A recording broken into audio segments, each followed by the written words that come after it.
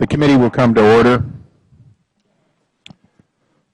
The Oversight Committee exists to secure two fundamental principles.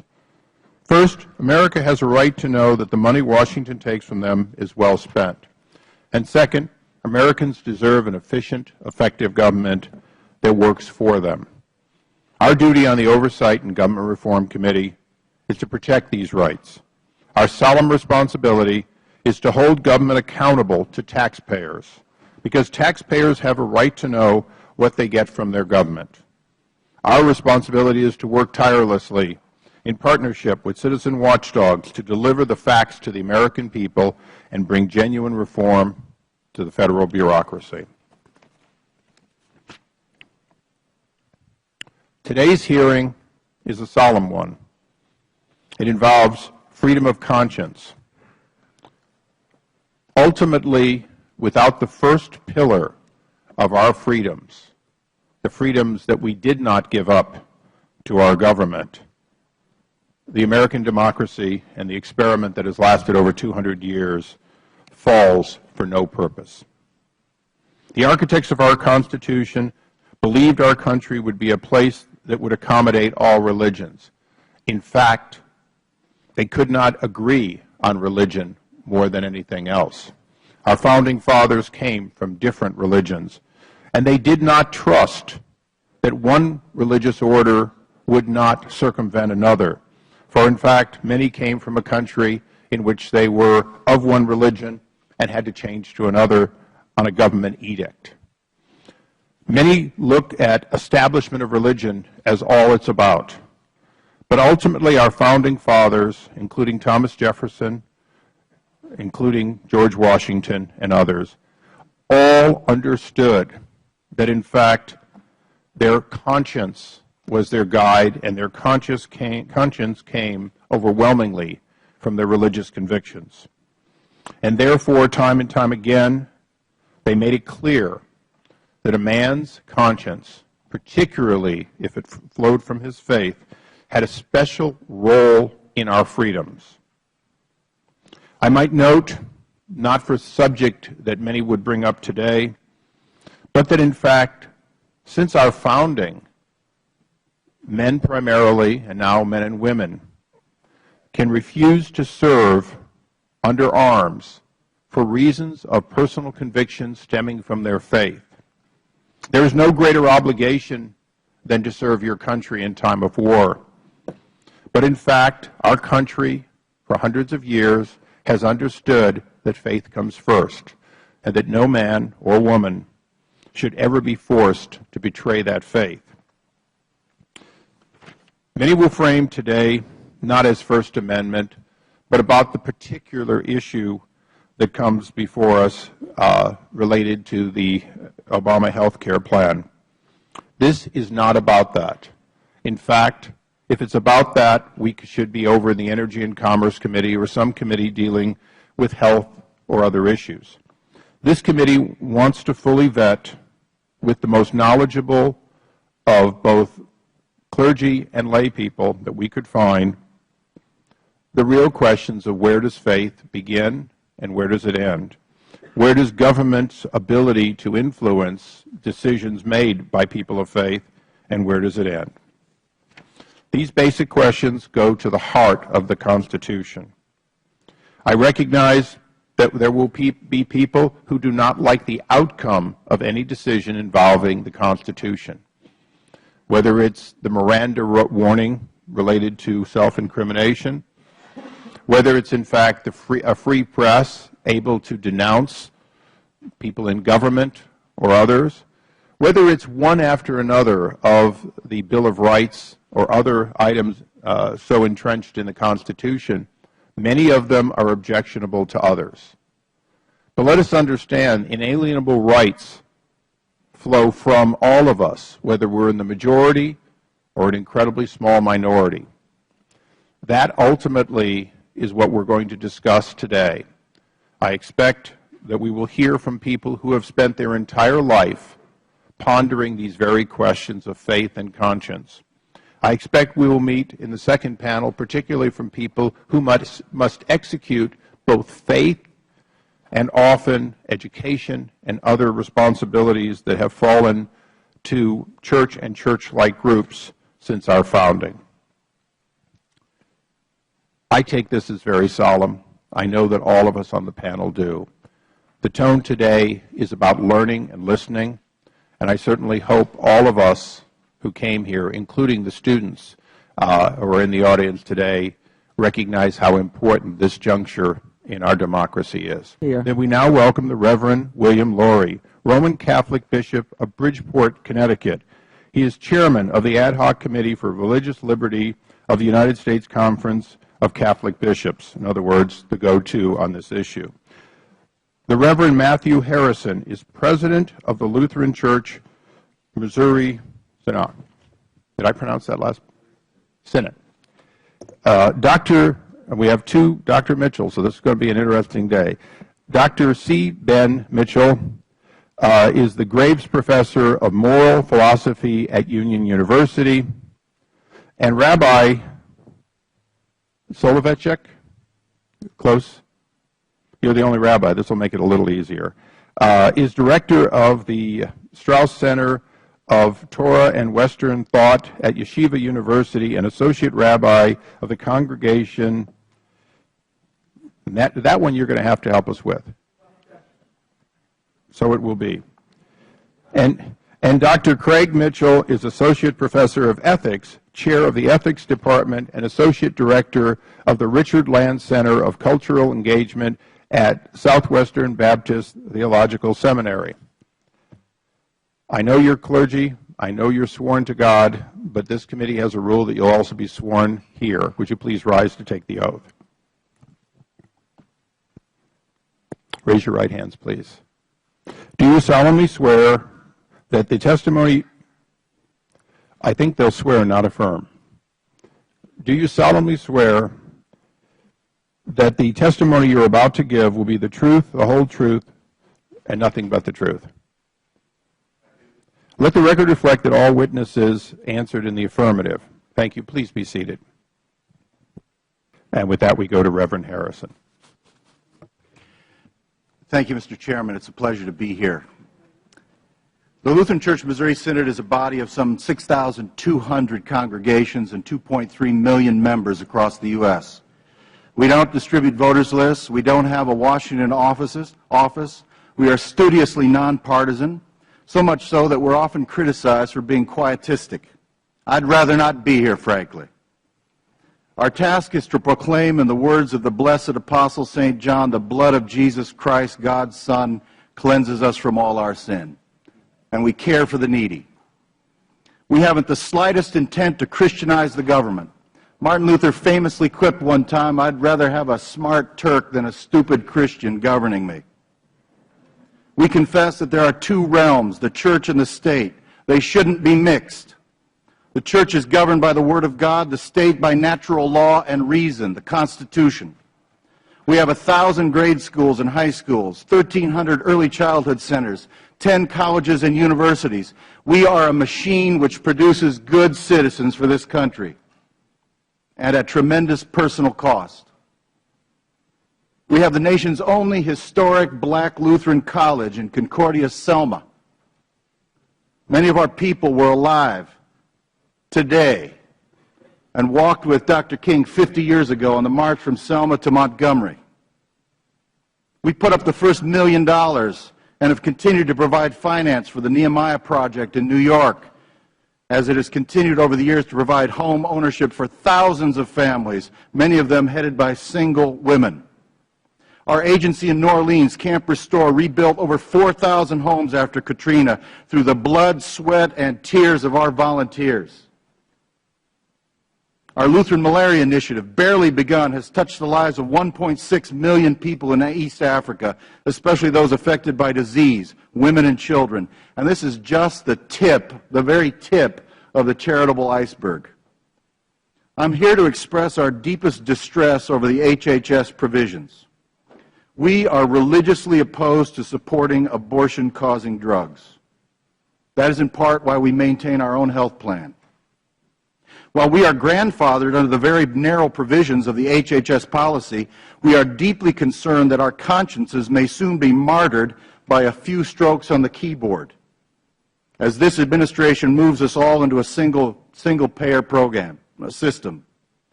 Our direct experience in the Hosanna-Tabor case with one of our congregations gives us no comfort that this administration will be concerned to guard our free exercise rights. We self-insure 50,000 people. We do it well. Our workers make an average of $43,000 a year. 17,000 teachers make much less on average. Our health plan was preparing to take significant cost-saving measures to be passed on to our workers just as this health care legislation was passed. We elected not to make those changes, incurred great cost, lest we fall out of the narrow provisions of the required for the grandfather clause. While we are opposed in principle not to all forms of birth control, but only abortion-causing drugs, we stand with our friends in the Catholic Church and all others, Christian or non-Christian, under the free exercise and conscience provisions of the U.S. Constitution. Religious people determine what violates their consciences, not the federal government. The conscience is a sacred thing. Our church exists because overzealous governments in Northern Europe made decisions which trampled the religious convictions of our forebears. I have ancestors who served in the Revolutionary War. I have ancestors who were on the Lewis and Clark expedition. I have ancestors who served in the War of 1812, who fought for the North in the Civil War. My 88-year-old father-in-law has recounted to me in tears many times the horrors of the Battle of the Bulge. In fact, Bud Day, the most highly decorated veteran alive, is a member of the Lutheran Church Missouri Synod. We fought for a free conscience in this country, and we won't give it up without a fight. To paraphrase Martin Luther, the heart and conscience has room only for God, not for God and the federal government. The bed is too narrow, the blanket is too short. We must obey God rather than men, and we will. Please get the federal government, Mr. Chairman, out of our consciences. Thank you. Thank you. John F. Kennedy said, I would look with favor, upon a president working, I would not look with favor upon a president working to subvert the First Amendment's guarantee of religious liberty. For each of you, or any of you, do you believe that in fact we have a president's administration, not him personally, who is working to subvert the guarantees of religious liberty? Yes. Rabbi? Yes, absolutely. That is what the current policy does, in effect. What their motivation is, I can't speak for that, but there is no question that the current policy and intent announced by the Department of Health and Human Services does restrict and does effectively damage religious liberty in this country. Let me ask a question, because each of you has expressed either opposition to the rule on the merits of what it does, or opposition because of how it affects future decisions of religious freedom. Well, let me go briefly into the question of the actual health items it affects. I was brought up to believe that government in this country is separate, clearly separate from our faith, and that often government does things which in our faith we object to, but that is in fact the part of give Caesar his due that we all grew up being taught in one way or another. So in fact, if government were to provide these services over our personal objections, if government were to take our tax money and fund that, something that we have a heated discussion about all the time, would you change your position, not from objecting to the particular funding, but to the question of whether or not it is in fact impinging on or infringing your liberty and your ability to teach your faith and to practice it? Yes, Bishop. Government already does supply those things with our tax dollars. What we're objecting to is that government is now reaching into the internal governance of our religious bodies and requiring us directly or indirectly to use our own resources for it, because there's no such thing as free. So for all of you, and when you get to lead this off, it's sometimes easy and sometimes hard, but I want to set the stage, I think, for both sides. The fact is, today, what many of the members of the minority talked about, women's rights, reproductive rights, safety, health. The fact is the government spends your tax dollars involuntarily, in many cases, to do things that are along these lines, either for the poor and indigent or for others. And although religiously you may object to it, you recognize that that's separate from telling you must participate directly through your activities. Is that really what we're talking about here today? Definitely. Reverend Harris? Precisely. And it's been said that Caesar must be given no less than what is Caesar's, but no more either. And you hit the nail right on the head. We participate by paying our taxes in every aspect of society. We participate communally, et cetera. But this provision is draconian in that it invades the realm of our conscience, and it becomes impossible for us. Thank you. My time has expired, but Dr. Mitchell, you may answer if you briefly. Yeah, especially when you consider that most religious organizations are self-insured. We have our own insurance agencies, and forcing us to use our own money to do this, that's really getting into it. Rabbi, do you have anything? I think that's exactly right, Chairman Issa. And the President's spokesman recently, when speaking about the subject, said that what their concern is that they don't want religious employers, organizations restricting access to specific prescriptions, et cetera. But of course, those who have a religious objection are not seeking in America to restrict their access to it. What they are seeking is the freedom in their own right not to facilitate something that violates the tenets of their own faith. Thank you. Thank you. We now recognize the gentleman from North Carolina, Mr. McHenry, for 5 minutes. Thank you, Mr. Chairman. It's a very simple and broad question for the whole panel. Very simple question.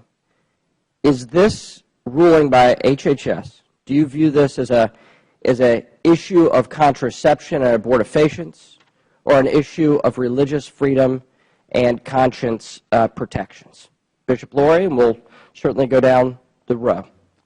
We view it as an issue of religious liberty.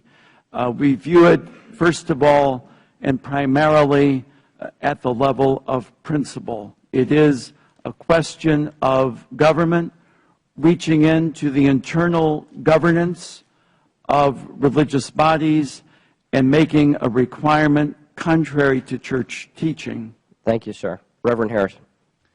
Yes, we view it completely as a matter of religious freedom. We have never gone on record opposing all forms of birth control. We've only gone on record saying that we have moral objections to abortifacients, abortion-causing medications. So we are deeply concerned that this is a conscience issue.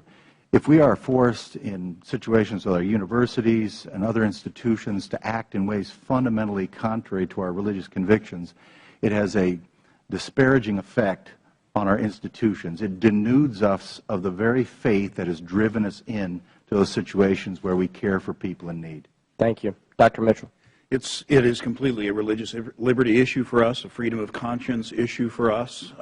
There is an erosion of trust, I must say, among Baptists, or many Baptists, and the administration. And as we now are sort of experiencing the warm winds of an Arab Spring in the Middle East, we worry seriously. It's a solemn issue for us. We worry seriously that we may be entering the first chilling days of our winter of discontent.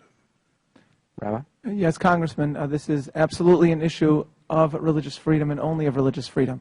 If there are members of this committee or of Congress or of the executive branch who are concerned about access to contraception, they can seek through legislation or otherwise to ensure greater access to that.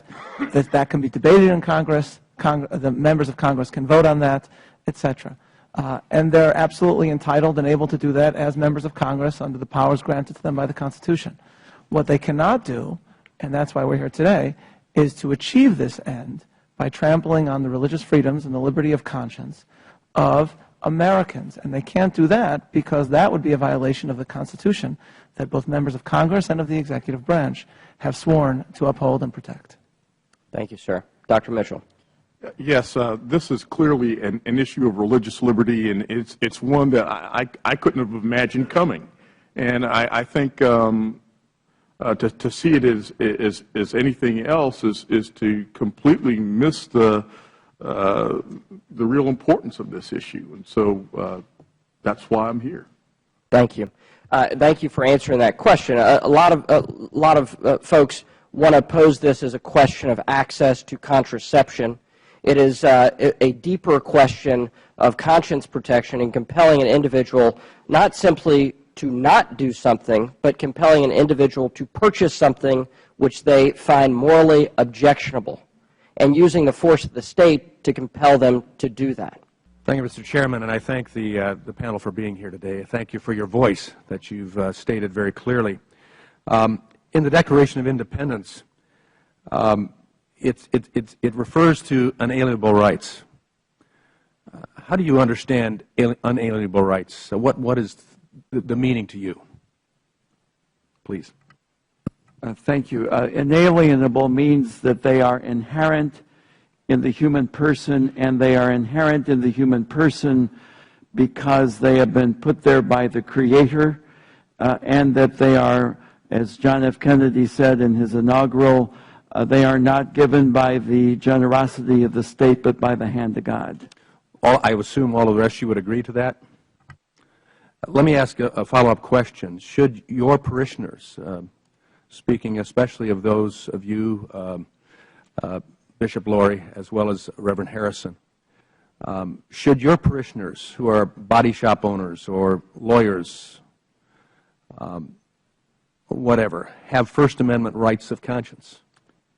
They most definitely should. Regardless of being an institution or not? Yes, institutional rights rest on the foundation of individual rights.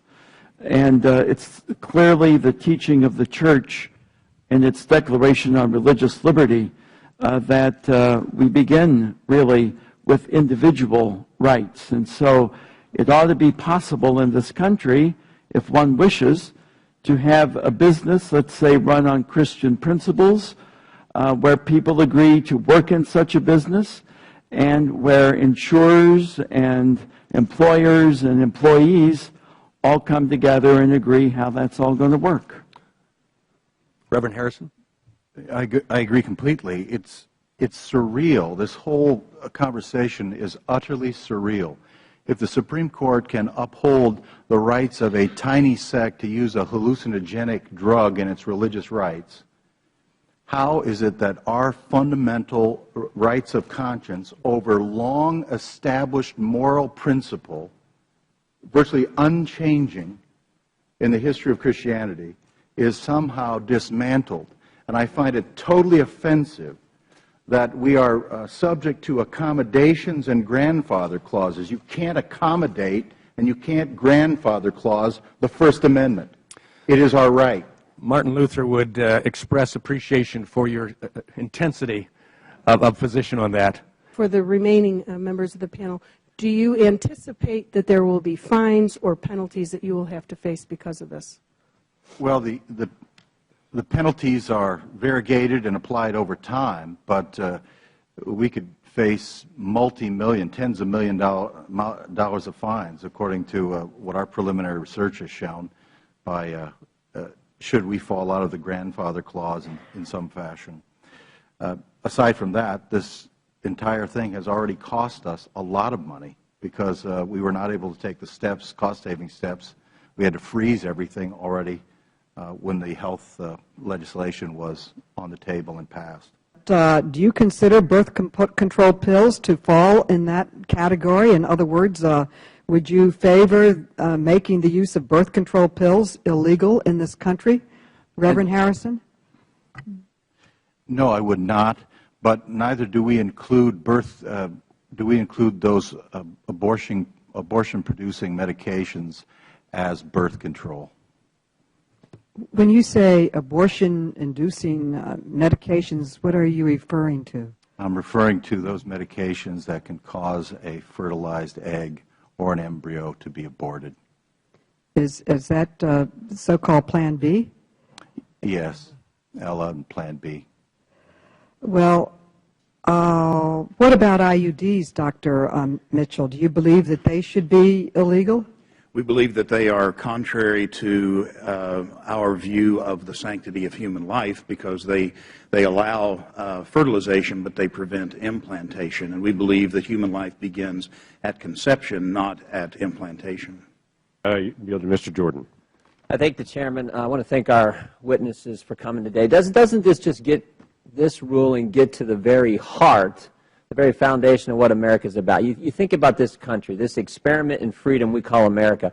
People came here because in Europe they said, you got to practice your faith a certain way. And they said, no, we don't. We're going to go to America where we can do it the way we think the good Lord wants us to do it. And that very fact is fundamental to what we call this great nation of America. So this gets right at the heart of what we are as a country, what we are as a people, what the founders envisioned this nation would offer its citizens. Isn't that what, forget all this other talk we've been hearing from the other side. This is fundamentally what's at stake here, the very heart and soul of what America is about. Certainly that's the glory of our country. Religious freedom is the first of the freedoms in the Bill of Rights, and it is really the source. But I would say even before the First Amendment, this is the citizens of this country understood this is what America was going to be about. Yes or no, Bishop? Oh, yes, absolutely. Reverend?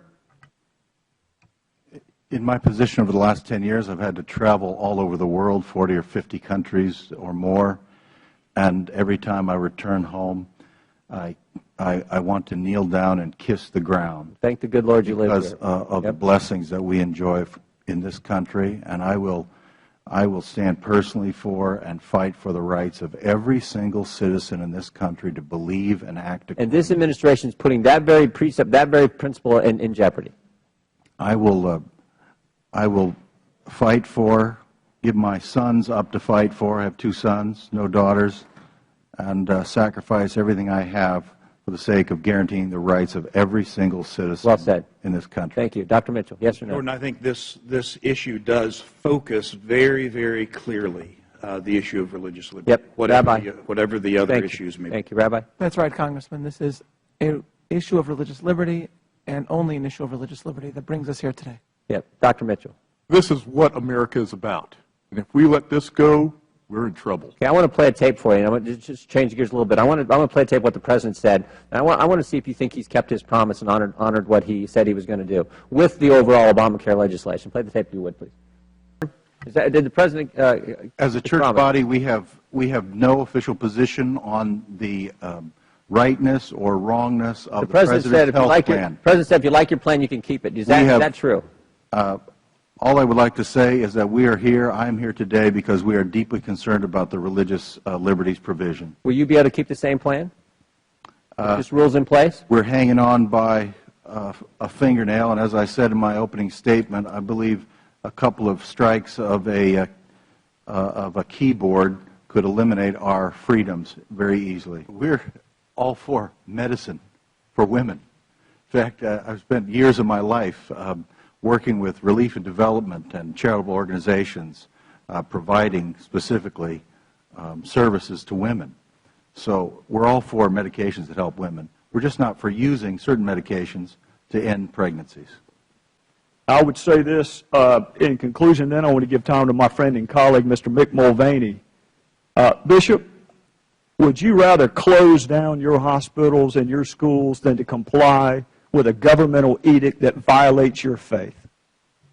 We are not going to violate our consciences. Reverend Harrison, you've already spoken with respect to civil disobedience. I believe you said you'd sooner go to jail than violate your conscience. Yes, I would, clearly.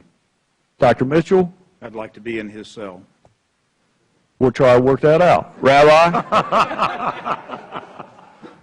Freedom of conscience and of religion, Congressman, is the first and most sacred of American liberties. Dr. Mitchell? This is not the kind of thing that we can afford to play with. This is essential to our country. Well, just so everybody understands what's going to happen, these guys are either going to go to jail because they won't violate their religious beliefs, or the hospitals and the schools are going to close. And with that, I'd like to yield my good friend from South Carolina, Mr. Milk Mulvaney. I thank my colleague, and very briefly, I want to try and expand this conversation a little bit. We've heard a lot of discussion today about Catholic hospitals or Jewish charities, but it strikes me that we should extend the conversation into the private sector as well. And I would suggest to you, and I ask Reverend Harrison, for example, if I'm a devout Lutheran businessman and I have 75 people working for me, am I not as aggrieved as the church is if I am forced to offer these particular services to my employees? I think, in fact, you are, as a matter of fact. In fact, and even as you said that, I can think of a wonderful family that has treated its employees like gold for its entire existence. Employees love to work at this large organization that I'm thinking of, and yet these are very devout people who absolutely loathe acting against their consciences. Let me, at the risk of taking some of your time, Mr. Congressman, I really loathe the partisan nature of this discussion. 98% of what I do, what the Missouri Synod does, is completely bipartisan. We represent a large church body. The constituents are in some way evenly divided between Democrats and Republicans. We do not operate in a partisan way. I also stand at an altar regularly to administer the sacrament, and in the prayers of the church, I pray personally for the President, his well-being, and the well-being of our nation. I personally get on my knees every single morning in my office, and I pray for the President of this country and this government. Luther bids us in the Small Catechism, defend, speak well of him, and put the best construction on everything. I know this is a different game here. This is hardcore politics. I'm here for one reason. I'm here because there is a narrow but very significant provision in the HHS provisions that is, I believe, very dangerous to religious people with our kind of convictions. And I believe it's also dangerous to any religious people who have unique convictions. So that's why I'm here. Reverend, ordinarily we are very protective of our time here. I thank my colleague for yielding it to me, and I can assure you that I've never been more pleased to yield it to someone else. So thank you, sir, for your comments. With that, I yield back. My apologies. We now go to what I believe will be the last of the members of the committee, the gentleman from Illinois, Mr. Walsh, for 5 minutes. Thank you, Mr. Chairman, and thank you all for enduring this last couple of hours. My friend from Virginia said this hearing is a sham, and he and I may agree on that, because for the life of me, I don't know why you all had to be called up here in front of us. Our founders placed you and your concerns on this issue above, on a higher standing than we all are. So there's a big part of me that wants to apologize to each and every one of you for having to be here. This is not about women. This is not about contraceptives.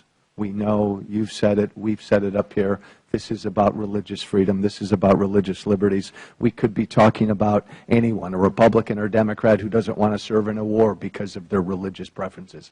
We could be talking about a Muslim hospital that doesn't want to serve a particular food in their hospital cafeteria because of their deep-seated religious beliefs. So let's put that aside. Thomas Jefferson was referenced.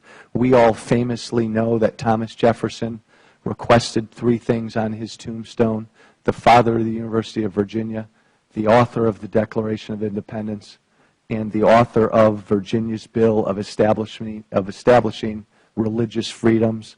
And in that bill he said, to compel a man to furnish contributions of money for the propagation of opinions which he disbelieves is sinful and tyrannical. John Garvey, who's the president of the Catholic University of America, who I believe will speak in the next panel, put it perfectly. He said, consider these two health policies. Consider these two insurance policies.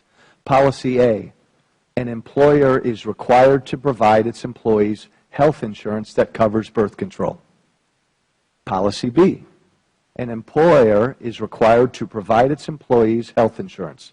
The health insurance company is required to cover birth control. As he says, and it almost made me laugh, I can see where someone could disagree with both of those policies or agree with both of those policies. But for the life of me, I don't understand what the difference is between those two policies. And I don't know how you can agree with one and disagree with another. I have a father in St. Mary's Catholic Church back in Woodstock, Illinois, who told me last week that after the president's attempt at a compromise, he's even more disappointed. As he said, it looks like an accounting gimmick. First, it was an insult to our liberty. Now it's an insult to our intellect as well. Did any of you, maybe I missed this earlier on our panel, support Obamacare in its beginning 2 or 3 years ago? The Catholic Church is on record as supporting access to health care since 1919. Agreed. Did you support this legislation? We supported the principle of universal access, but we did not support the bill in all of its particulars. Reverend? It's our religious policy, believing there's a strict separation between the two kingdoms, the religious and the governmental, that our church shouldn't be spouting off on every government issue. So we took no official position on. You guys do a great job of that. Okay. Yes. Dr. Mitchell? No, as Baptists, we don't take a position as a denomination per se, but no one either has recommended or commended the policy. Rabbi? Religious people on both sides of the aisle can agree or disagree on larger questions of health care, but both should be extremely distressed when the religious freedoms of anyone in America is threatened. Dr. Mitchell? As the previous Dr. Mitchell said, the Southern Baptists don't take official positions on this. My time runs out. Let me quickly rephrase a question my good friend from South Carolina asked. At the end of the day, if it comes down to listening to your God and or listening to your government, where are you going to fall? Bishop? Thomas Jefferson, I've got his Bible from the Smithsonian, the famous Bible. He cut all the pieces. And I would have something to say against some of the bits he took out, but he did leave in Matthew 22, they say unto him, Caesar's. Then saith he unto them, render therefore unto Caesar the things which are Caesar's, and unto God the things that are God's. You may answer her question. I'd just like to respond that our health plan will in fact cover contraceptives used for such health reasons. And let me also say, Martin Luther said one time, doctrine is heaven, life is earth. I was an inner city pastor for quite a while, spent a lot of time in slums all over the world, and these ears of this pastor have heard every possible situation of malady of life you could ever imagine. We have principles that guide us as Lutherans. We know that those principles meet real life, and the real lives of people are hurting. And we accommodate wherever we can. We are not rigid kooks. We care about people, and that's our business. Anyone else want to comment? Mr. Chairman, religious liberty is not a partisan political issue, in my view. It is the foundation of liberal democracy, grounded in human dignity and the image of God in humanity. Therefore, I will happily, as the bishop said, get up at 3 o'clock in the morning if necessary and defend the principle of religious liberty and freedom of conscience before a Republican audience, a Democratic audience, or an independent audience, or anyone else. It is who I am. It is my committed belief, and I believe it should be protected and shared. Thank you. Rabbi? Chairman Issa, I thank you for having us all here today. The notion that we're here to push a political agenda could not be more untrue. I would just note one of the representatives referred to the icons being held up as democratic icons. I just want to say, as a religious American, and as an American clergyman, that someone like Martin Luther King Jr. is not a Democratic icon or Republican icon. He is an American icon. And that's because we all, as Americans, care about liberty and equality as the two great pillars of what America is all about. You asked, would we come here again?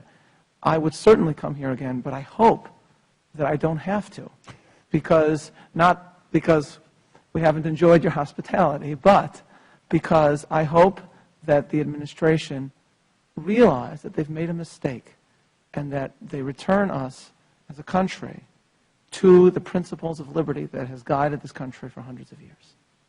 Thank you. I want to thank all of you. We're going to quickly take a recess and set up for the next panel, and many of them now are on short fuses. So thank you all. We'll be back in about 3 minutes. You're amazing. Thank you. You're amazing, brother. Thank you. Good job. Wonderful job. Thank you very much. I teach ethics at Concordia Seminary.